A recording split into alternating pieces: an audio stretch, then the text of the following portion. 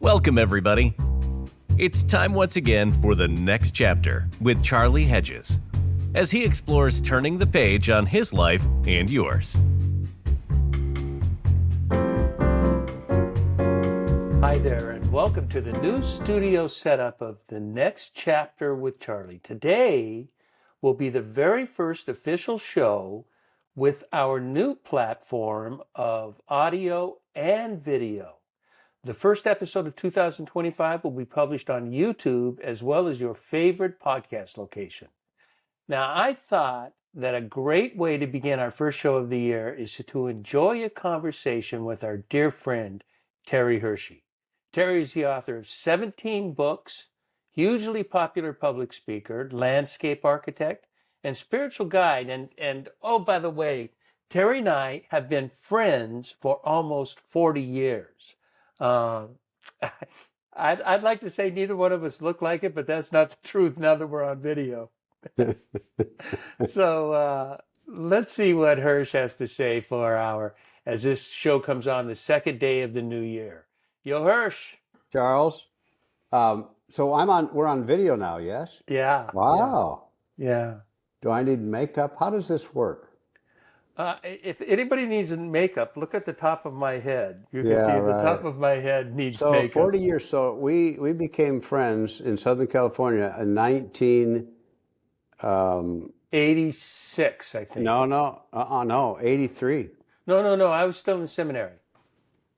Oh, Pam and I didn't get married until 95, 80. Oh, when you came to South Coast. Yeah. Oh, I was already done with what I was. Yeah, this is going to be this will be. Let's just do a show of everything in Charlie and Terry's relationship starting 40 years ago. That would be good. You know what's good though? His is important for people to know with the friendship, because I don't remember what year it was, or we did it for like 3 years in a row, where we decided not to do. We did phone stuff, but we decided to write letters. Remember? Yeah, it was after you moved to Seattle. Yeah, we wrote letters to each other, real ones. I mean, real letters, and put them in the mail. Put them in the mail. Yeah. Yeah, that was great. We did that. How long did we do that? For how long? 3 years. 3 years. 3 years, and you kept all of those. I did. I kept them all. Yeah, which you're not allowed to publish. I said until I die, or we'll say this, until I die or reach 80. Well, you know what? It's an amazing thing now when I reread letters that I write, how different we communicate than when we're just doing this, typing on a machine to do an email. Really? Yeah. Oh, yes. Hands down. So, but if I were to type into a Word document and then send the Word document as an email, it would be like the letter, correct? It's similar. It depends on whether you're doing it as a writer or, because as an email, when you're doing it as email, we cut a lot of corners because we're trying to pare it all down and get it out. I see. Yeah, we don't make space in an email for. Yeah. But you know what's so cool about the letter writing? Remember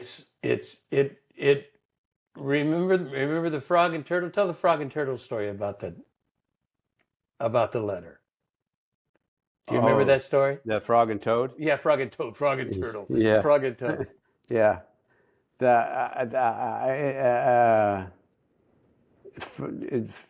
Because Toad was sitting on the front porch, and Frog came along and said, "What's the matter, Toad? You're looking sad." And he said, "Yes, my sad time of day." He said, "Why is that?" He said, "Because I was waiting for the mail to come, and I never get any mail." And Frog said, "Never? No, never. No one has ever sent me a letter." So Frog and Toad sat on the front porch, and they felt sad together.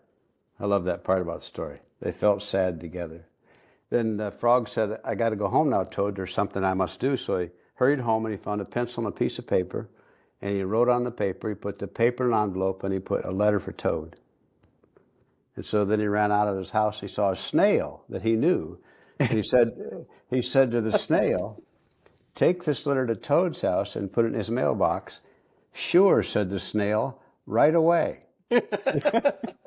So then Frog ran back to Toad's house, and now Toad was in bed taking a nap. And Frog said, "Hey, Toad, you got to get up and wait for the mail." "No," said Toad.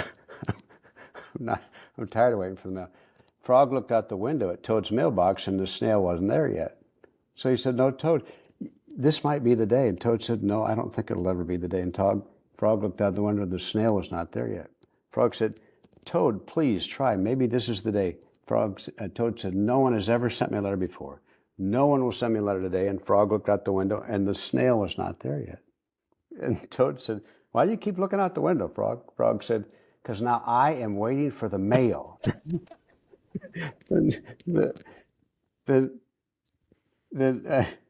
Then Frog said, why are you looking out the window? And Frog said, because now I'm waiting for the mail. And Toad said, why? He said, Toad, because Frog said, because I have sent you a letter. You have, said Toad? What did you write in that letter? Frog said, I wrote, Dear Toad, I'm glad you're my best friend, your best friend, Frog. Oh, said Toad, that makes a very good letter. So then Frog and Toad went out to the front porch to wait for the mail together. And they waited a long time because 4 days later, the snail got to Toad's house. That is a great story. And Yeah. that is the beauty. Is that not the beauty of letter writing? It is. Is the anticipation of the letter. I love stories because I read memoirs of historical people, and I love the memoirs of people who have been letter exchangers. They lived in different parts, typically of Europe, of the ones I read, but they lived in different places, and they wrote letters for years, sometimes decades. And so these are the books of the letters they've written to each other. That's incredible. The memoirs that you're looking at. Yeah. You wrote a Sabbath moment today, which you do every Monday is your grand Sabbath moment, and then you write weekly follow-ups or daily follow-ups Tuesday through Friday. And I encourage everybody. Will be a link on the site, and include on the show notes, and check out Terry's Sabbath moment. Now today you wrote about Jimmy Carter. Tell me about that. Well, I write Sabbath moment, the blog I write, I literally write it the day I post it at night for the next morning, but I literally write it that day. In other words, I don't write it ahead of time. Right. I write it that day. Remember Charles Schultz, the guy that did Peanuts? Yeah. And because he did a comic every day. He did the Big Sunday one, remember? And then he did every day. Someone said to him once, why do you do that every day? Why don't you just take one day and do like 30 of them, and then you could take a month off?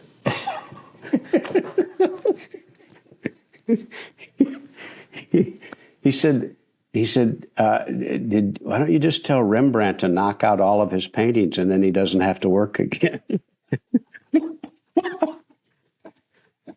Yeah. In other words, doing the art part is really, I'm at home there in the writing. So long story short, so I was writing my Sabbath moment about end of the year. And as I was writing the end of the year thing, there was a news thing that popped up on my phone, and it was that Jimmy Carter had died. And I had written about, the last time I had written was about Rosalind Carter. Because when Rosalind died 2 years ago or whatever it was. Yeah, 23. Jimmy and Rosalind were married for 77 years. Yeah. 77 years. I know. Think about that. Longer than I am old. Exactly. Think about if you've been married to somebody for 50 years and you say to them, we still have 27 more years to go.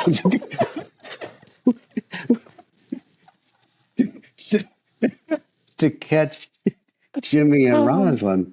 Yeah, that's TMI. Yeah, exactly. I don't need to know that. We have happy 50th, honey. We have 27 more. Oh, my Lord. Oh, my goodness. So what did you learn? What did you learn in Jimmy Carter's story? Well, I did my favorite, now I have to look it up to see what it is, but my favorite Carter quote was, he said, I have one life and one chance to make it count for something. I'm free to choose what that something is, and the something I've chosen is my faith. Now, my faith goes beyond theology and religion. You and I would agree with that. Absolutely. And requires considerable work and effort. We would agree with that. My faith demands, this is not optional, my faith demands that whatever I do, whatever I can do, and wherever I am, whenever I can, for as long as I can, with whatever I have, to try to make a difference. And I loved that grounding. I loved the way he grounded himself there.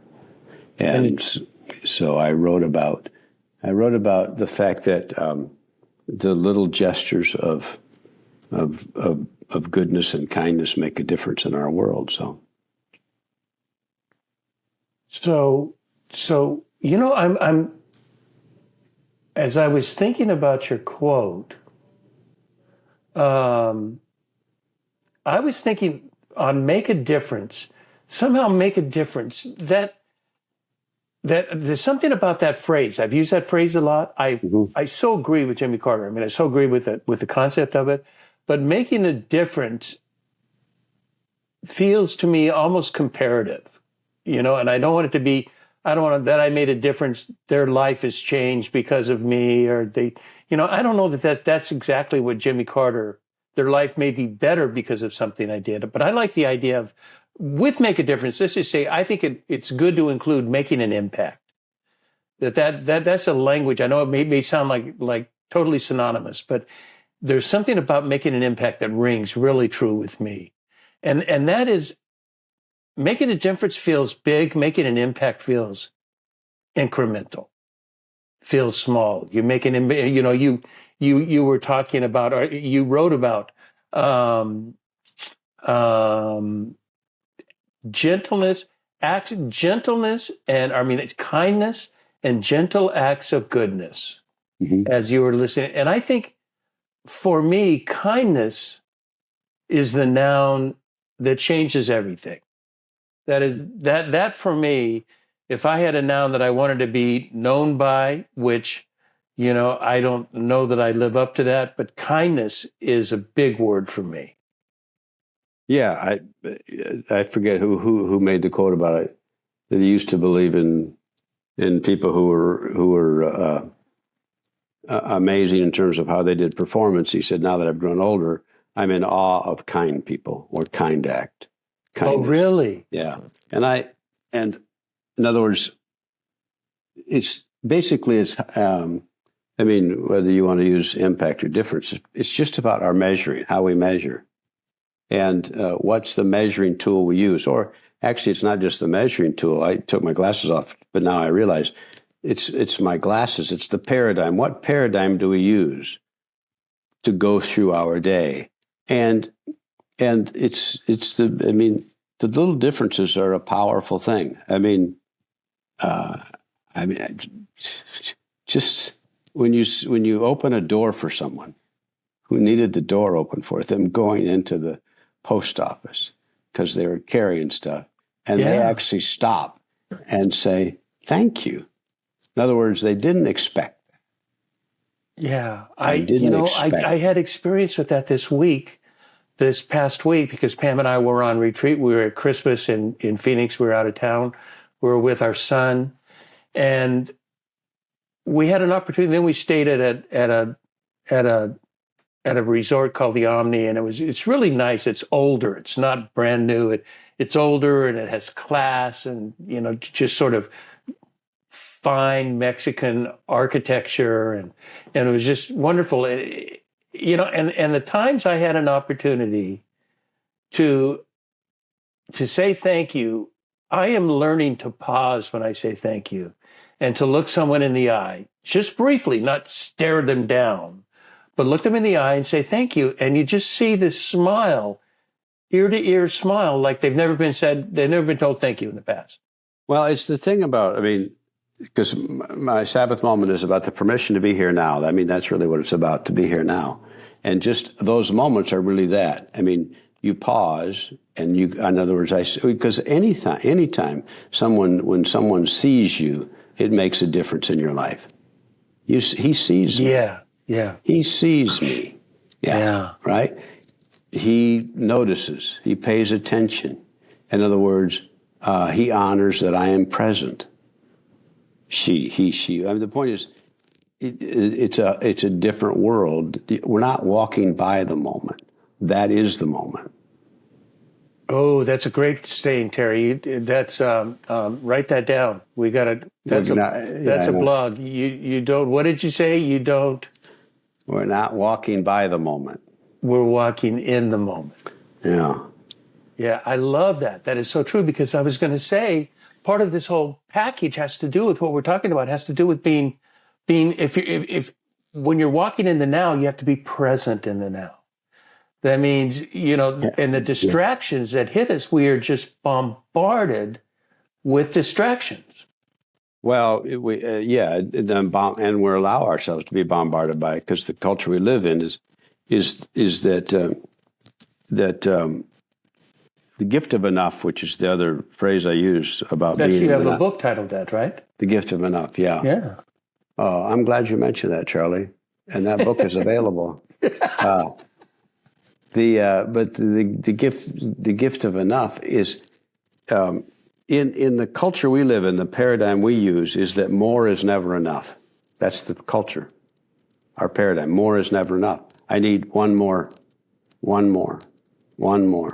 And so that means I'm always moving past the moment to whatever's next. Right. So it has to be, so everything is faster.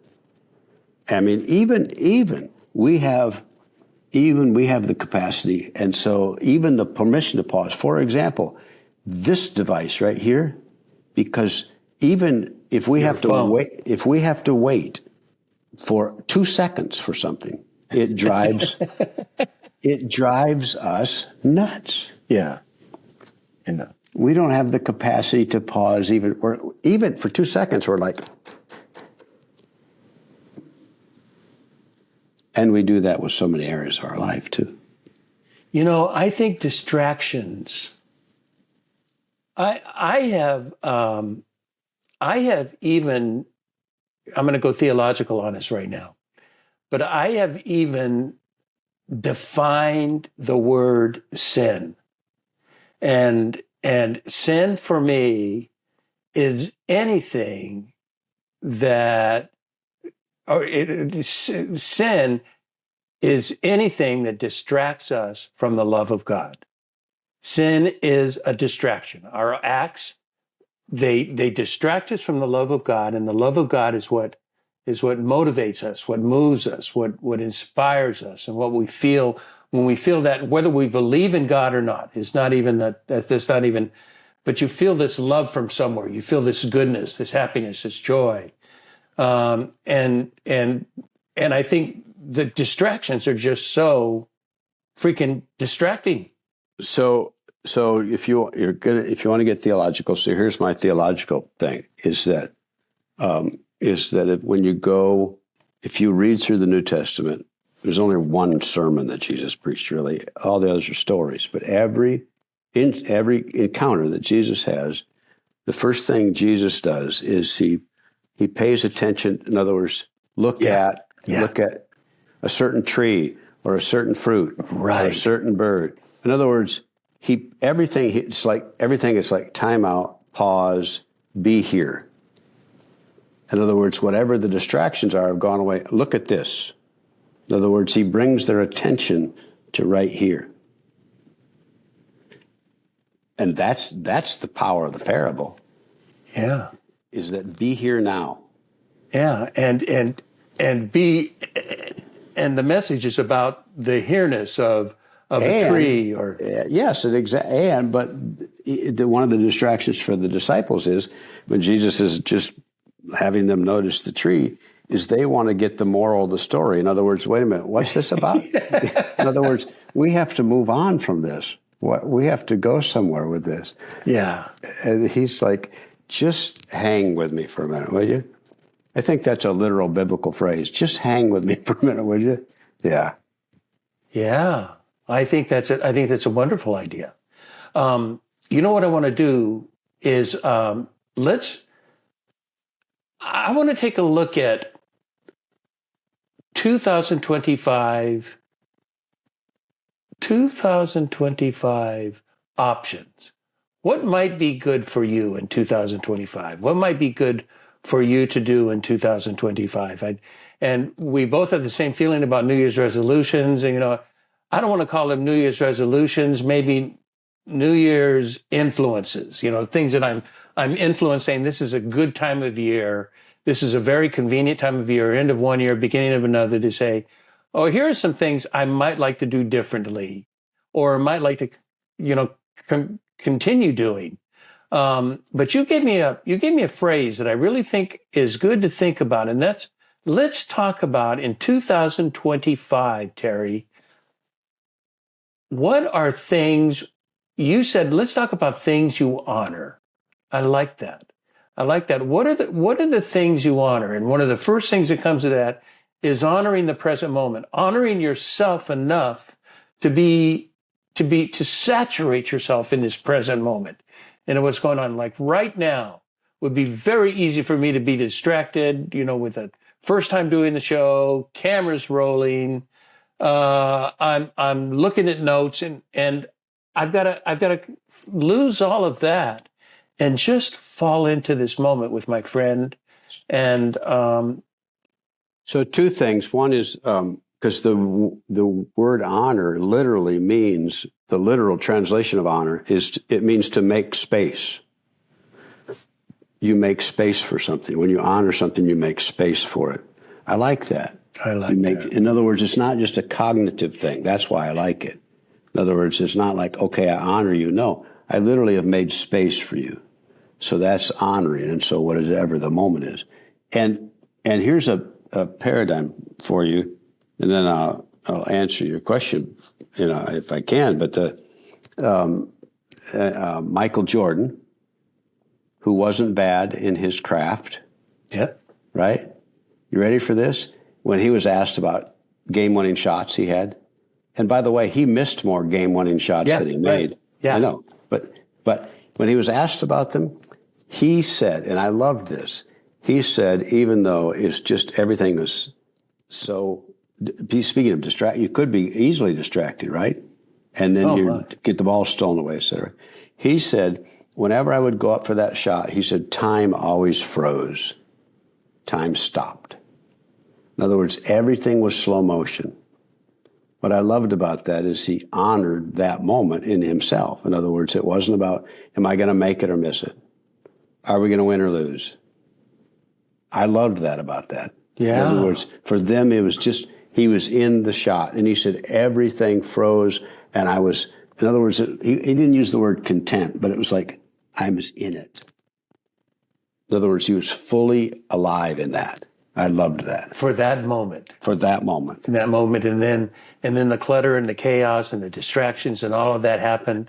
And then But then it's almost like he sets himself up for that moment.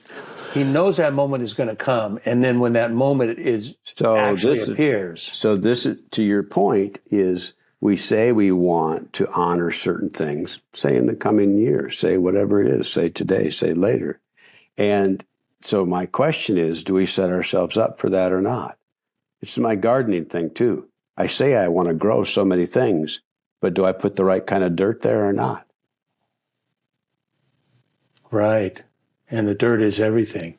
And so do I set myself up for those things? Yeah. I mean, it was as you know, I did something recently in 2024 that I had never done before, that I'd always said I was going to do. I wanted to walk the Camino de Santiago, which is, I wanted to walk the French way, which is from France all the way across northern Spain, made famous by the movie The Way, even though the first people who walked it were a couple thousand years ago. Not quite, but pretty near. Anyway, I walked the Portuguese Camino from Porto up to the Camino de Santiago. Yeah, you took the quick route. I took one of the quick routes. There's actually a quick 180 miles. There's a quicker one from France straight down. That's real short. That's only 4 or 5 days. There's about 9 versions of it. But I had said it's one of those things, but we do that a lot, I think I would like to, or I'm going to, and it's someday. And so I finally walked. and the Camino. And the most grateful part about that is it was nothing really like I expected, because I didn't really have any expectations. See, and that's the best. Yeah. I didn't have any. Yeah. And it gave me the permission to start asking, what kind of things do I want to honor in my life and world now, both in terms of the context of me and my growth in life and relationships and work and all of that stuff. And the gift of just making that attempt was the gift. I tried it. But you did it. See, the thing is you did it, Hirsch. You know,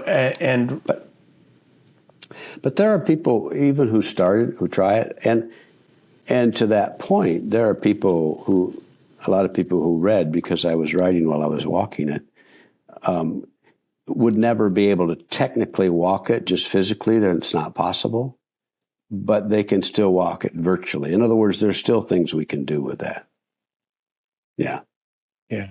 That's, you know, I was in sort of line with deciding to do something. Timmons, you know, the guy that I worked with when I was in ministry, the senior minister, used to tell a story.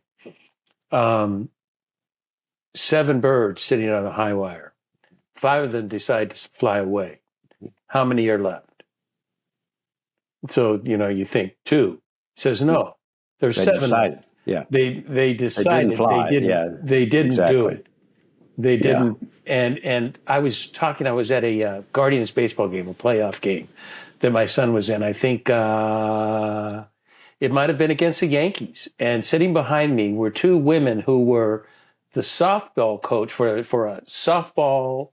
A Guardians professional baseball has a volunteer softball team that they sponsor.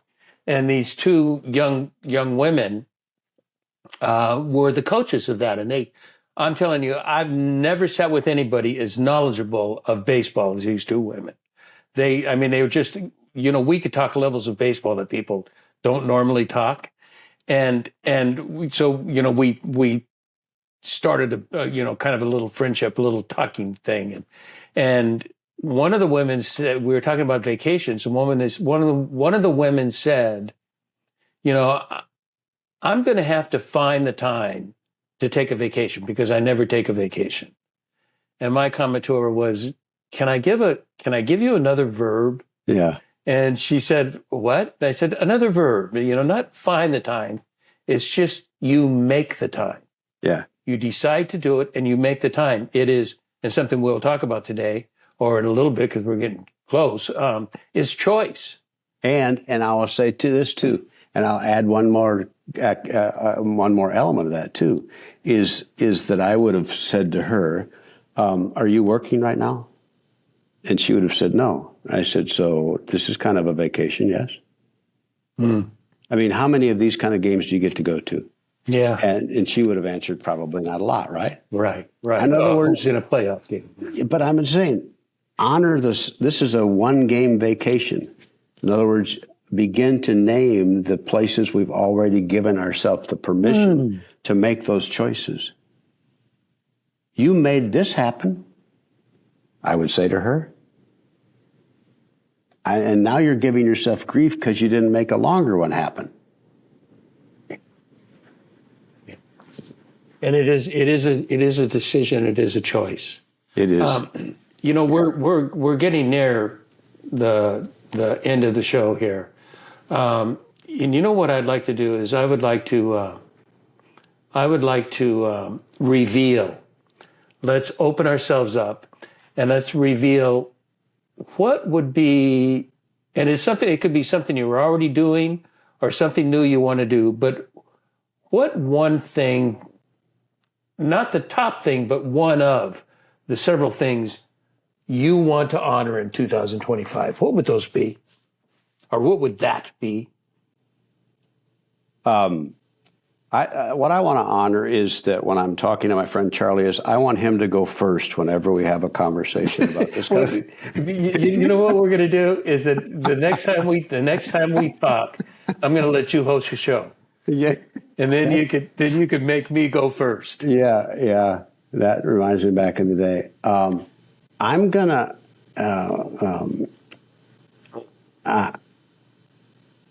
honor treating more times of what I do as pilgrimages, because what I did was a pilgrimage, and it made a difference in the way I walk through that time. And so, if I see a framework of whatever I'm about to do, I've already started to do that in little bits of 2025. I see it as a pilgrimage, and it makes a difference in the way in other words, I don't have to get to the end quite yet. I like the pilgrimage part. Oh, so you're taking the journey motif very seriously. Extremely seriously. Yeah. And it's all part of the process. It's the daily, everything we've been talking about. It's the daily accepting the day, treasuring the day, enjoying the day, and knowing that is going to be a part of who Terry is tomorrow. And then if I do that, if I honor that more, which is back to the word honor, then it comes out in my writing. It comes out in what I do. Yeah. And it comes out just naturally in what I do. In other words, it's not because I had the topic to write about it. It's just simply, it's a reflection of what's going on there. And so there was that's a new element for me, is the pilgrimage aspect of it, the gratitude for that. Because there's always been, and part of my psyche going back to when I was young is that I had to have all the T's crossed and all the I's dotted. Yeah. Yeah. And now they're not. No. And in fact, where are they? Where are the T's? Where are the T's to cross and where are the I's to dot? Well, plus they're unbelievably attractive to see uncrossed and undotted. That would be fun. That would be fun to write a paragraph that way. Yeah. Well, or using your when you're doing your painting thing, you start with painting that way too. You don't know what the T's are going to be crossed when you start. Oh, painting! I had no idea. Yeah, I had no idea. It was a gut feel, and they were all portraits of my soul, because they would just be contemporary, just movements of color. It would be portraits of my soul. Yeah. Well, I love that. I want to take that too. Because I feel like that is much the way I've been living. But I think this is just the idea of a pilgrimage takes it a step further. I think I want to steal your idea. Okay. And it makes me think of, how do I say this briefly, about it's an acceptance of myself, an acceptance of my situation, wherever I am in life and what I'm doing, totally accepting that. I have, I've told the story, I think, on the show, so I don't have to belabor it, but I had an interview with a best-selling author, and his name was Andrew Miller. And Andrew talked about acceptance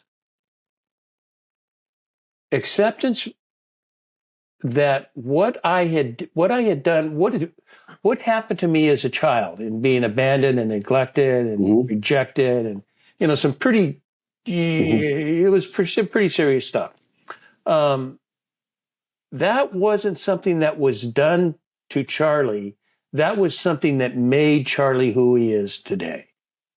That abandonment and that rejection made me want to be a kind person, made me want to be an accepting person, made me want to show the stranger care and love. And in doing that, if I think that life is a pilgrimage, and that if indeed I am that person I was then, I will become this person that you're talking about now. I will become this pilgrimage person of living life, considering life at the moment, and that's really all that exists. And the phrase that you and I have talked about before, and because only then are you comfortable in your own skin. How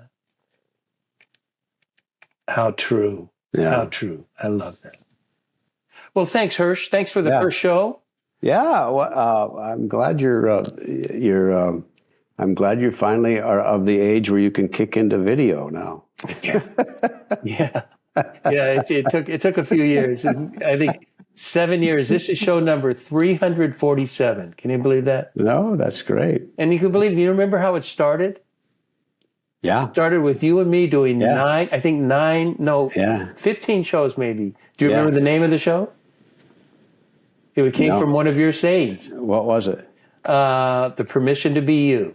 Seriously, that was the name of our show? That was the name of our show that we did together. Wow. Yeah. I think there are some in the archive somewhere. Wow, that's great. So Hirsch, thanks, buddy. Good. It's always such a delight being with you. Well, keep it up, buddy. Okay, man. I also want to thank everybody for tuning in to the next chapter with Charlie. And until next, this is Charlie Hedges signing off. Bye for now.